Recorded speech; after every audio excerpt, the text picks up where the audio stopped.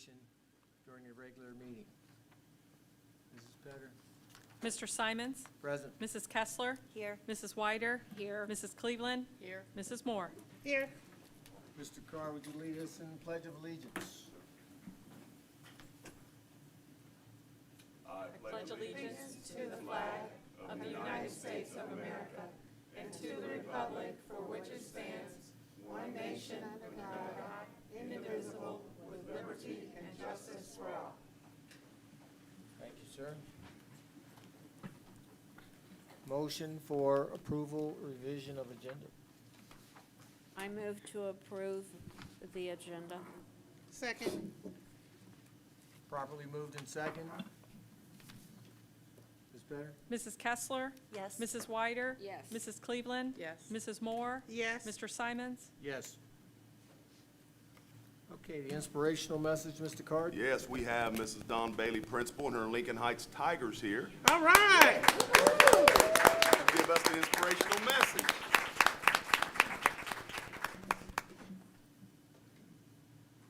Good evening, everybody. I am just here, always introduced as the very proud principal, and today I am even more proud because we have not only gone full steam ahead with our Leader in Me implementation that works on the social emotional development of our children, but we have embraced Kagan cooperative learning and have followed the lead of you all by first, I want to thank you for supporting that initiative in our district, and I want to thank Ladora Hill and Libby Stiles for kind of championing the district's efforts. We had an opportunity to say yay or nay in terms of wanting to move forward with our learning and our teaching of Kagan in our school, and we proudly said yes, and we are doing it. So I have some special guests with me this evening. Two of them are actually Kagan school leaders, Miss Merritt, who is a second grade teacher, and Miss Mallory Jones, who's a first grade teacher. They applied in the spring and were approved and selected amongst a very small few across the nation to be Kagan school trainers. So they attended PD this summer, past summer in Orlando. What a terrible place to be for a week. But they have brought back lots and lots to share with our staff and are teaching our staff and our students to embrace Kagan cooperative learning structures, which basically improve student engagement. So we are here to not only show you what our children are doing, but we're going to teach you a structure as well. So I'm going to turn it over to Ms. Hogue, my amazing instructional coach. We are better because of her, as she walks you through a quick video that just shows our students being fully engaged in learning about random topics, but using Kagan structures. And then Ms. Jones and Ms. Merritt going to get you out of your seats, you all, CIA, and anybody else that wants to participate, and get your hands into a structure. Thank you. All right. Good evening. You can go. Oh, am I doing this?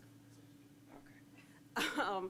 So when you come into our school, we are actually actively engaged in doing Kagan cooperative learning. As a coach, I get to see it across all different grade levels and comparing it to when I was in the classroom not using it, and it is amazing to actually see. The biggest part of Kagan is PIES, which is the positive interdependence, where the students are cooperating with each other. They feel like they're on the same side, so they're not competing with each other. They have individual accountability where everybody is expected to perform, so you won't see students hiding in the classroom or not working. There's equal participation, so again, they're participating equally, which is a good thing for kids. You don't have one student who's talking a little bit longer than the other student, but it's very equal. All of our teachers have Kagan timers that were installed onto their computers. And then there's simultaneous interaction. That is the big engagement piece. And so as we start to go through the slides, you'll see that all students are up, moving around. They're actively engaged in the activities. So in our first one, we have some structures. We have Rally Coach in a first grade math class. And so in Rally Coach, they're teaching each other different math concepts. And then we have Find Someone Who with social studies. Again, Rally Coach, we have Quiz Trade, and even with Quiz Trade, you'll see adults up and moving around and participating with the kids as well. Ball and throw. So in this particular structure, it's a second grade reading classroom, and it's snowball, and the kids have their vocabulary words on a piece of paper. They're all throwing the paper, and the next slide shows the result of that is they are identifying their vocabulary words, and they need to match up with their partners. Our next slides is just showing mixed pair share, again, those are 2 first grade classrooms. And again, it's used against across all subjects. In our older grades, we have timed mixed pair share. And then in this slide, this picture over here, we have an inside-out circle, inside-outside circle. And the kids are actually reviewing or reading. They had read something, and they're going through and answering questions, and they move around. So it's pretty cool. And this slide, again, time, pair, share, and then the group working in math with multiples of 5 is a rally table, but the teacher just didn't have them at a table. This is another fan and pick, or sorry, not fan and pick, this is another inside-out circle. And this teacher, Miss Miller, is our 5th grade teacher. She uses it for class building. At the beginning of every couple of weeks, she just stops them, and they do a class building activity, just kind of bring each other back together, remember the importance of why we're here, and that we're going to work together. And then we have quiz trade, and we have a placemat consensus. Miss Thomas in her her 2nd grade reading group, she does a weekly class team building activity, and so this team right here is actually working on what they did over the weekend, and so they're using placemat consensus to have that conversation. Our 5th graders are using fan and pick. Some more mixed pair share. And then we have hands up, pair up. We have rally coach and find someone who, and if you look at the pictures, the kids look engaged. I mean, it's really amazing to see, and of course, I'm always going to invite you to Lincoln Heights to stop over and to see it in action, but it is really amazing to see just the engagement of all the kids. And then in our last one of the important... First get to each other. Oh, sorry. No, and our last slide is just one of the things that Kagan stresses is using gambits on how they greet each other. They do a positive greeting before they share an answer or before they coach each other, and then when they're finished, they actually do a positive closing as well. And so in the next slide, you'll hear them do that. First get to each other.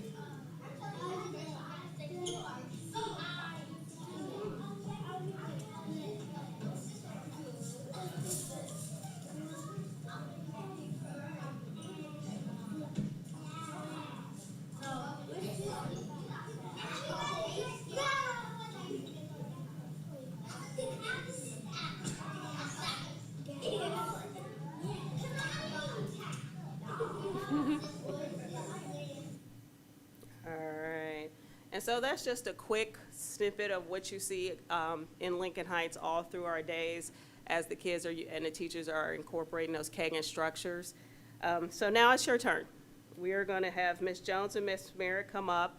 The board will need to participate because as Kagan, everybody is engaged and everybody's participating. And then we're going to have our students come up. And they are going to coach. You want them right here? Yeah. And they're going to coach you through a Kagan structure.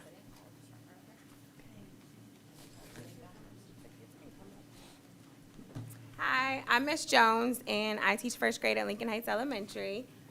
I'm Rachel Merritt. I teach second grade at Lincoln Heights Elementary. And our kiddos are going to teach you the structure quiz trade. It's one of our favorite structures, and it's also one of our easiest structures. And we're doing it with math flashcards to show that you don't have to make anything to do Kagan cooperative learning. You can use something that you already have. So we have like these dollar store flashcards that we use in the classroom, and it's easy, it's simple, and it's fast. And so kiddos, stand up.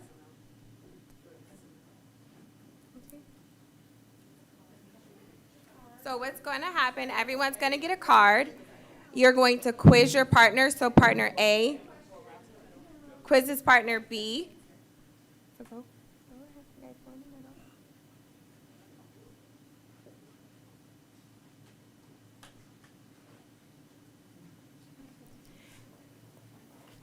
So the first thing that they're going to do is you're going to stand up and you're going to put your hand up.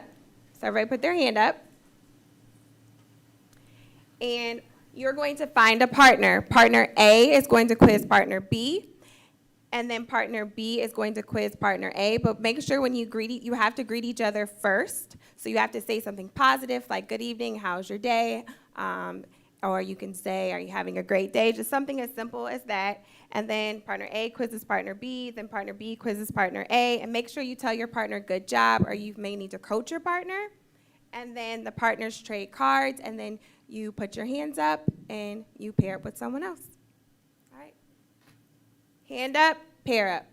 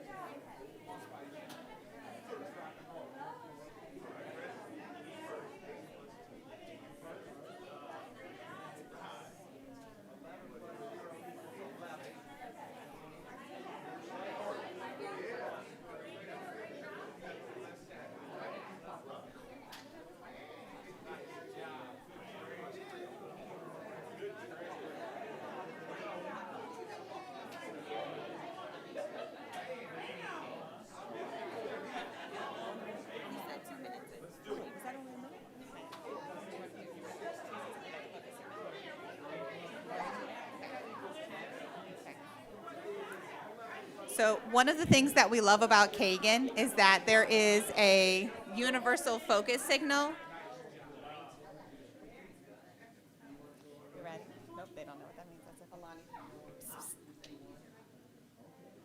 You ready? Good job. Okay. So one of the things we love about Kagan is there's a universal focus signal. So every student across every grade, across every building that does Kagan will recognize this focus signal. So hands up, voices off, eyes on the speaker. So what'd you guys think? Yeah, aren't our little people great? Yeah. You're going to hand your card to Milani. So that was Quiz Trade, one of our favorite Kagan structures.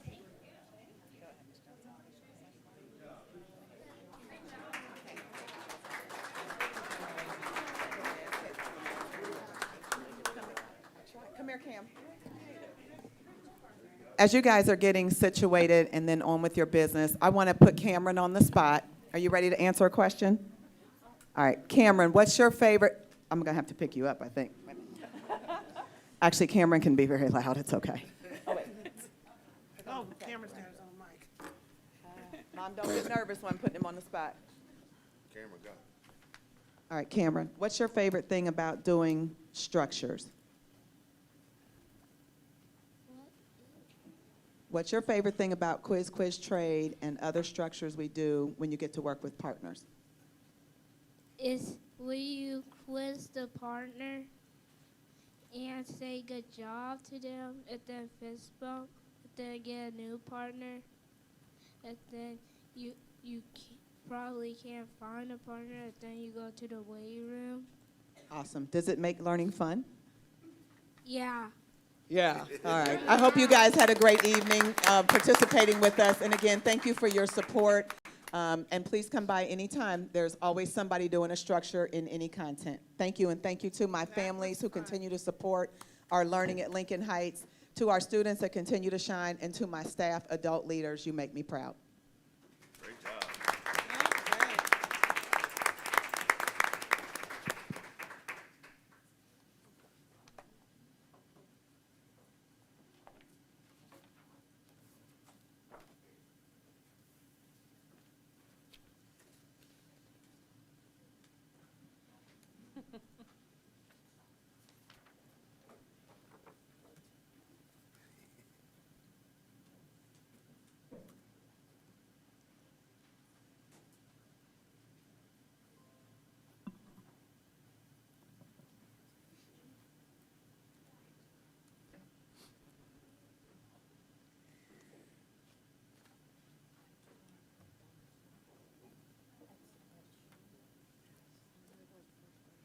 Okay, at this time, we're going to go into our recognition piece. And we want to recognize National Merit Semifinalists, Yeah. Mr. Card. Yes, Mr. Eli Alanis, could you please come forward? Oh, good job. All right.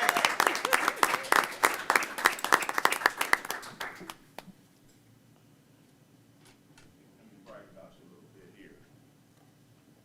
So those who don't know about the National Merit, the National Merit Scholarship Corporation awards about 16,000 high school students as semifinalists across the country. To be a semifinalist, student must be in the top 1%.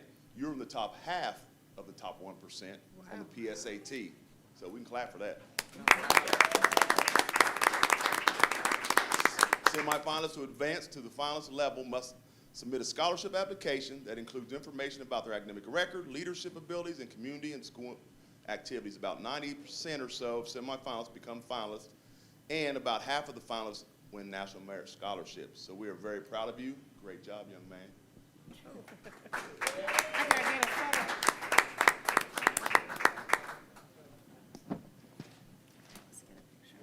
Yeah. Yeah.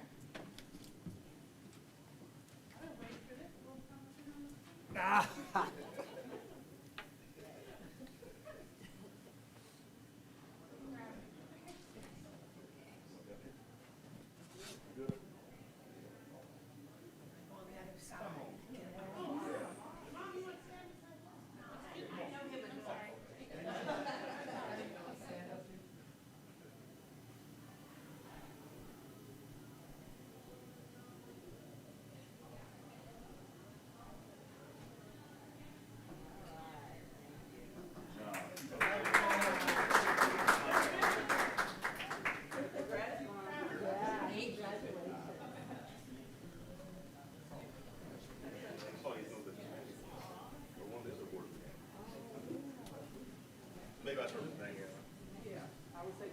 I can't take the smile off my face. It's the first National Merit Scholar we've had since I've been on the school board. I think so. I'm not sure. I think we had one last year. We did have one last year. Okay, this is the second one. And one thing I forgot to say, there were only 216 semifinalists in the state of Ohio. So he's one of 216 in the whole state. So Yeah, awesome. that's wonderful. 16,000 in the country. And only 216 Ohio? Yeah, there's different scores for each state has a different cut score. Oh. That's impressive. I'm not sure what that That's means awesome. for Ohio.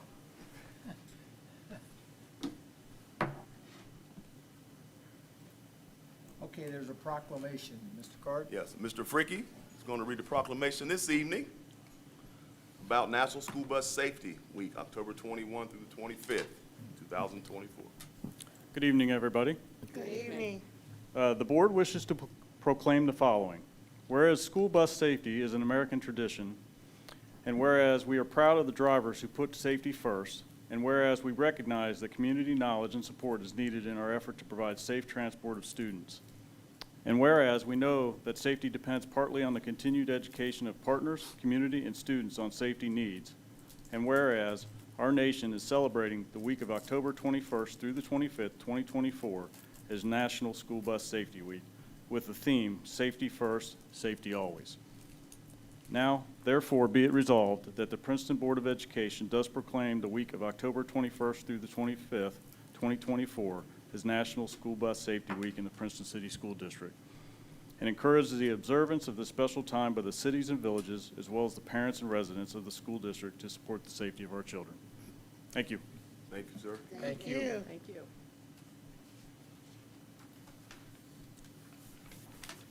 Now we move to public comment, recognition of visitors.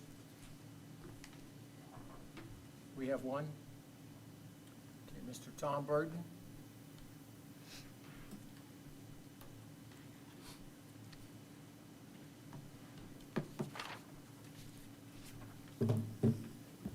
Thank you, Board of Education. Certainly unique being on that side.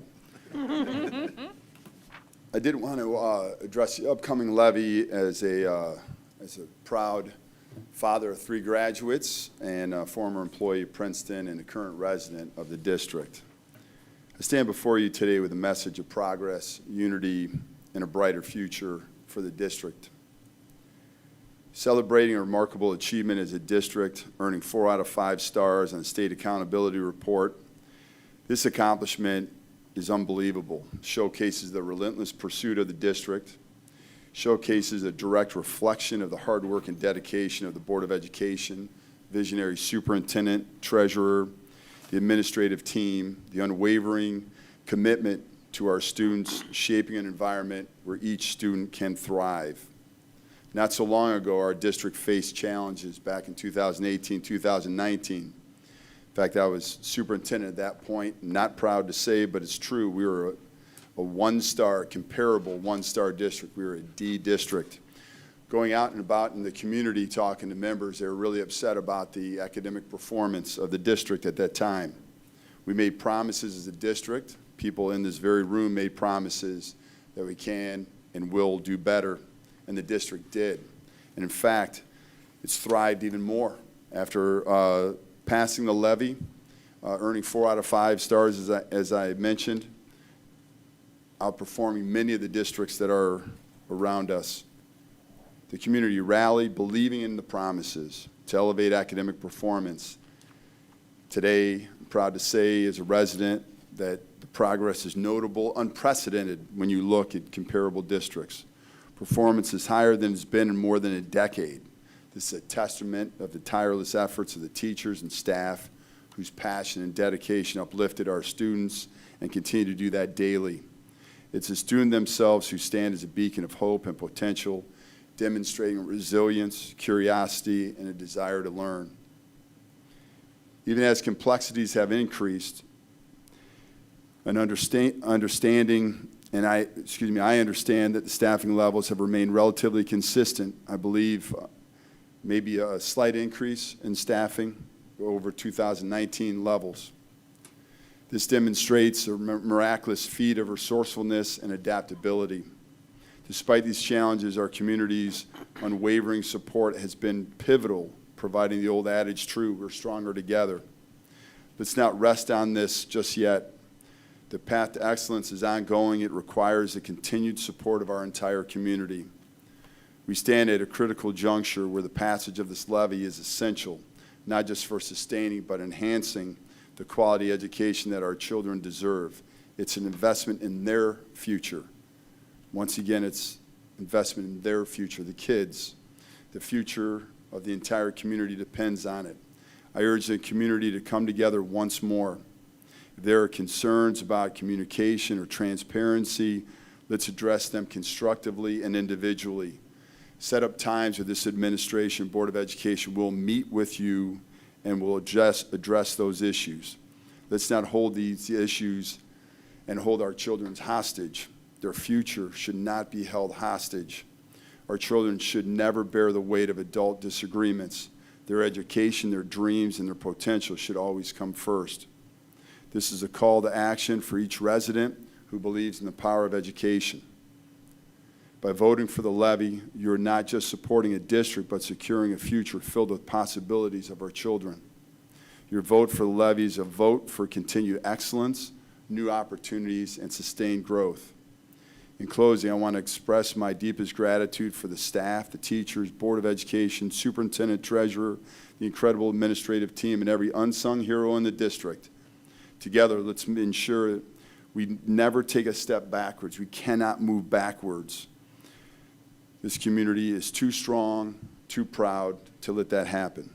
Thank you, and please show your support by voting for the levy. Our children and future generations, are counting on it. Thank you for the time.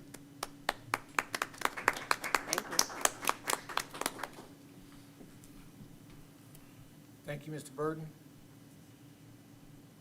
For all those that were clocking it, he came in under the prescribed amount of minutes.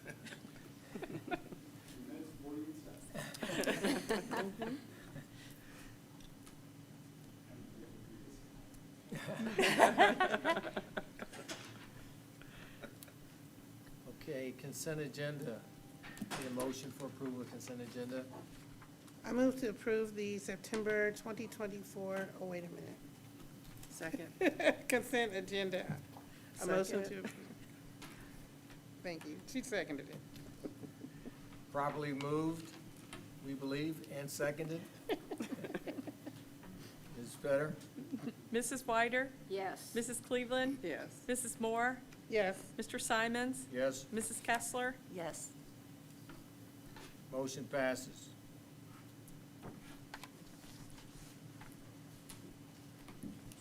Next is district business. Approval of the September 2024 financial report. I move to approve the September 2024 financial report as presented. Second. Properly moved and seconded. Mrs. Pettis. In your packet, in board docs, you have all our reports for the month of September. One quarter down, time just continues to amaze me and fly by. But we have nearly all of our property tax revenue in. We have a little bit and piece that will come in October. It probably is already upon us, but we're trending a little ahead in September as compared to last September. Last year, the taxes were a little bit more into October than they are this year. So revenues are looking good and strong as we expected for this portion.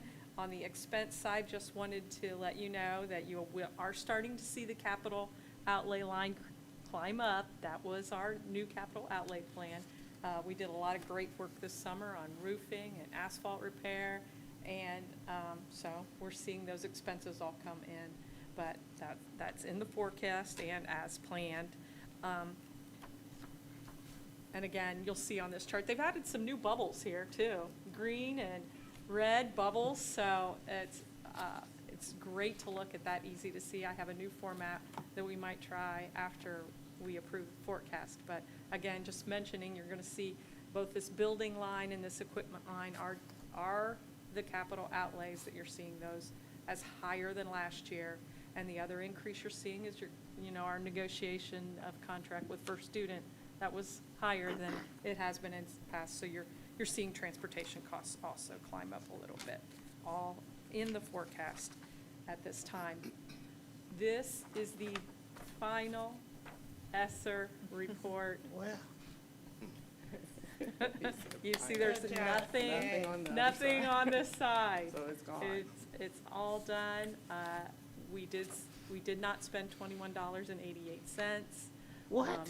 But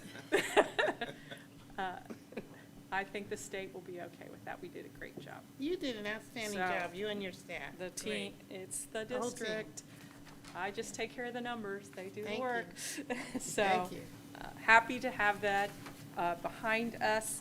I did tell you that there's this little bit of our home list, which is a part of ESSER funding. It's called the Homeless Transportation. We have until December to spend those funds. It's $19,000. So we're working in these next few months to spend those out. Again, your 018 corporate donation fund, where we stand first 3 months of the year, and then, of course, bank reconciliation and investment documents. So no surprises there either. So that's your September financial report, and we're full steam ahead into working on the forecast for the November filing. And that's it. Okay. Any questions? If not, Ms. Better? Mrs. Cleveland? Yes. Mrs. Moore? Yes. Mr. Simons? Yes. Mrs. Kessler? Yes. Mrs. Whiter? Yes. Report is approved. Approval of lease agreement with Neurovisual Institute. Mr. Card? Yes, on June 12th, 2023, we had approved this at least for the Princeton Performance Partners. This is nothing more than a name change to approve it to the Neurovisual Institute. So it was approved on June 12th, 2023, but they've changed the name, and that's all this is. So this item is already approved as part of the consent agenda. It was approved as the PPP, yeah. Do we have a motion for this? For the approval? It's part of the consent agenda. Oh, it's not. No, Yeah. It was pulled it's out. It was pulled out? different. Yeah, we pulled it. Yeah, because, okay. Do we have a motion? So move. We have a second? Second.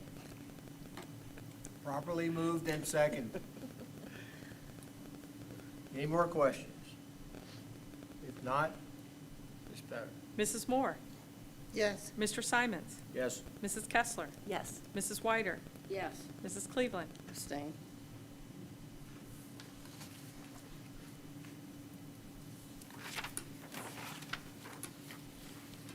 Renaming is approved.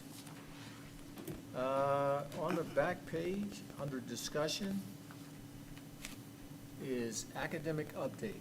Our academic this evening will be Mr. Chris Lockhart, talk a little bit about our artificial intelligence. AI.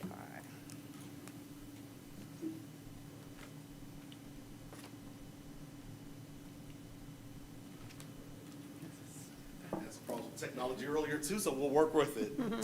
Hi, thank you for allowing me to speak. This is a follow-up on one of the questions the board asked me about what AI presentations we were doing representing Princeton. And so this is a very brief version of the presentation. It normally runs 45 minutes to an hour. I'm not going to bore you that long. I'm going to try to be done here in 5 to 7 minutes. So I think I'm going to have to step back. Give me 30 seconds here if I can get this going.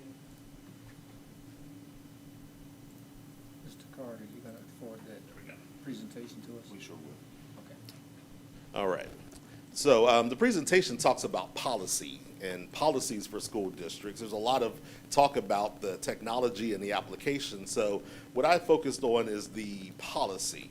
And so as you know, artificial intelligence is a disruptor. It's disrupted the way that we live and work and influencing so many aspects of our daily lives. Brief history of AI. AI is not that new. We're used to it now being ChatGPT and these new technologies, but it actually started back in 1940 with Alan Turing. If you're familiar with this at all, you've heard of the Turing test. The Turing test tries to determine whether or not the answers that are given could be qualified as human or machine. By 1956, 16 years later, they met at the Dartmouth College and had what's called the Dartmouth Conference, where they talked about and asked the question, can machines think? Time progressed, and again, this is a much shorter presentation, so we're going to jump up to 1997. IBM had a computer called Deep Blue that beat the world's chess champion, Garry Kasparov. It was considered to be a huge event at the time because a machine being able to beat a human at chess was considered the ultimate sign of intelligence and thought processing. But then in 2011, IBM's Watson then won that TV show Jeopardy. Now, For 1997, Deep Blue was fed the moves by a person that operated a keyboard. By the time we got to 2011, Watson had to play as a human. So Watson had to listen to the answers, buzz in, and provide the right question. Let's talk about AI in K-12. Education Week in February of this year had an article said schools are taking too long to craft AI policy, why that's a problem. They talked about the fact that schools were lagging behind in industry because of fear and intimidation of AI. And the big thing that's always brought up, kids might cheat. Like that never happened before AI came around. There's a QR code to the article if you're interested in reading it at your leisure. But we have been, and I say we because the board participated in this when Neola came through, we created a policy early on. And I'll talk about it specifically what our policy is that we crafted and approved. But we had some members of the administrative staff that had the fortunate opportunity to participate in an AI Explorers program that really got us delving deep. And that year is wrong. It was actually 2023, I believe, correct? Yeah. So we got a chance to really dive in and really find out more information about what artificial intelligence is, what it isn't. So for us as an administrative staff, it has not been that big scary thing that a lot of staffs have been afraid of because they really weren't sure exactly what it was. So what is the board policy for artificial intelligence? Well, we have two. One is for students, and it's actually part of the Student Technology Acceptable Use and Safety. So we just built it right into what the students already sign off on each year as an acceptable use of their technology. We'll get a little bit of the summary in it later, but for staff, we also have it built into their staff acceptable use and safety also. Let's talk about staff highlights. Our staff are permitted to use artificial intelligence and natural language processing to accomplish their job responsibilities as long as they use it ethically, responsibly, and it does not violate any provisions of the policy. One of the biggest considerations that we're coaching the staff on is that when using these public AI and large language models like your ChatGPT, like your Gemini, especially the free ones, no private data or student identifiable information should be ever shared with those models. It's going to have more severe repercussions now for the staff with the passing of Ohio's Senate Bill 29 that specifically talks about student data and the revealing of that. But that's the key takeaway is none of that identifiable information, because a lot of the conferences talk about a lot of the great tools for staff. You can use AI to write your IEPs for you. You can use AI to do student data analysis. And all of those things are still possible. You just have to anonymize the information when you feed it to those large models. And I'll move on because I can stay here for a while. I'm trying to stay within my time limit. Let's talk about the student use policy. Our policy says students are required to rely on their own knowledge, skills, and resources when completing school work. So this is baked into our policy. So even though we allow the use of artificial intelligence, we say up front that they have to rely on their own knowledge, skills, and resources. Notwithstanding, lawyer language, the preceding students can use those AIs in the school settings if they receive prior permission or consent from their teachers. Our teachers are the ones that are interfacing with our students. They're the ones that are giving them the lessons plans. They're the ones that are evaluating their work. And so we do give the teachers that ability to choose when, if, and how the students are able to use artificial intelligence as part of any school project. And we give some guidance to make it a little easier for them to maybe understand. Again, it talks about what the students can use it for, but I'll skip past that. And let's talk about the symbols. So we try to make it easier to understand. Red light. Red line means stop. No use of any artificial intelligence is allowed. It has to come out of the mushy intelligence, not the computer intelligence. The next option is yellow light, limited, where the teacher can define what tools and what items can be used that are artificial intelligence based. perhaps a Grammarly to help with the writing, or some other model that they've allowed and specifically said, this is what you can use. The last option is green. Here's the project, here's the end result we need, go at it with whatever tools are available to you. So again, you can customize this to different levels and not just make it the wild, wild west for the students when they're working on their projects. One of the other things we talk about is understanding the limitations of artificial intelligence. So Ronald Reagan is famous for saying, trust but verify when speaking about the Russians. So the one thing I always do at a presentation is I ask, how many people remember when George Bush Sr. was given a press conference and he talked about he was going to use a particular strategery? Well, actually, he never said that. It was Will Ferrell that said it on Saturday Night Live, impersonating George Bush Jr. But because in our memory we associate that so much with the real person that our minds, even our mushy minds, sometimes melds that information together and we don't remember accurately. It's also one of the limitations of artificial intelligence, but they have a better marketing team, so they came up with the term hallucination. So AI is known to hallucinate, so you need to make sure that you verify anything that you put in AI when you get that output that is accurate. I'll tell this very brief one also. There was an attorney that used ChatGPT to write a motion to turn into an actual court trial. Wrote it up, typed it out, or spit it out, printed it, turned it in.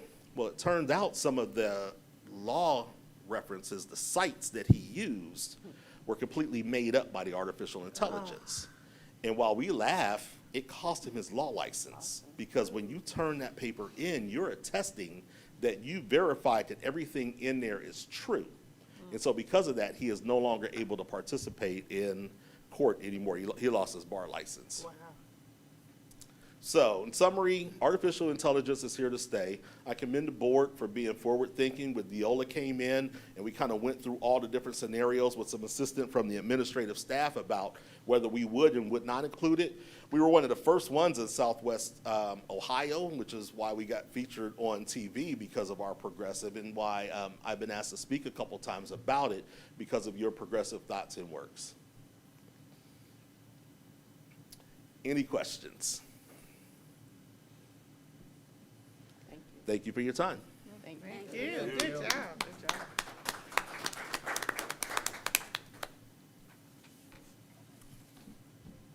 Okay, treasurer's report. I have one happy item. Tomorrow we close on the refunding, the small refunding that we did. It's going to save the district $203,000 over 2.5 years. This was a very short-term borrowing. That's why we were able to flip this around quickly, but it's $203,000 that will save the taxpayers of the district. Wonderful. That's good news. It was part of the elementary project, so it is the older piece of our debt. That's it. Superintendent's report. Yes, thank you. Want to remind our families that this Friday through next Tuesday, our kids do not have school. Is their fall break, and they will turn on the 16th of that Wednesday. So I want to remind everybody, I'm sure they'll get a lot of reminders, but I thought I would say that. Couple exciting things. Thursday the 17th, our band is in the Blink Parade again, and they've asked me to help carry the banner. So if I don't make the work on the 18th, you know why. I don't walk very far, very often, so that's going to be exciting, and it'll be a good event. I've never been to it, so I'm kind of excited to see it. And then Friday, 10/18 is senior band night. It'll be there at Mancuso Field. So we'll honor our seniors, and then the music boosters do fireworks. So that they put that on just by the music boosters. And then one thing that's really always a great thing we do is our Veterans Day concert is Wednesday, 11/6 in Matthews Auditorium at 7 p.m. You'll get to hear our great music program, and then I believe we have one person this year, at least one person, getting a diploma that didn't want to get it because they're off to war. If you remember last year, we had a gentleman do the same. It was really exciting, and I still smile when I see that picture, so we're really excited about that. I do want to to follow up on, we have some community conversations coming up to discuss and answer questions about the levy. You may have seen those out there. So this Sunday, the 13th, will be at St. Monica Center there on Douglas Street. Tuesday, October 15th, Sharonville Rec. These are all from 6 to 7. Wednesday, the 16th, will be at Harry Whiting Brown Community Center. The Tuesday, the 22nd, Evendale Cultural Arts Center. Wednesday, October 23rd, Woodland Rec. And then Tuesday, October 29th, Springdale Rec Center. So whichever one, if you can make it your community one, great, but if you can't, you can make it to another one. Please come out, and we'll be there to answer any questions and talk about the things we have going on with the levy. So that's all I have. Thank you, Mr. Card. Thank you. At this time, you're going to go into executive session, discuss under sections 121.22G8 of the Ohio Revised Code. Before I make that move, I just wanted to basically acknowledge our principals, because I believe October is National Principal Month. And then come May 1st, it's National Principal Appreciation Day. And we really value the hard work and dedication of the principals here at Princeton High School. So I'm going to make a motion that we go into executive session for the purpose of discussion under sections 121.22G8 of the Ohio Revised Code, to discuss employment. Second. Properly moved and second. Ms. Better? Mr. Simons? Yes. Mrs. Kessler? Yes. Mrs. Wyder? Yes. Mrs. Cleveland? Yes. Mrs. Moore? Yes. Motion passes. We're now moving into executive session. We do not expect any actionable items to come out of that executive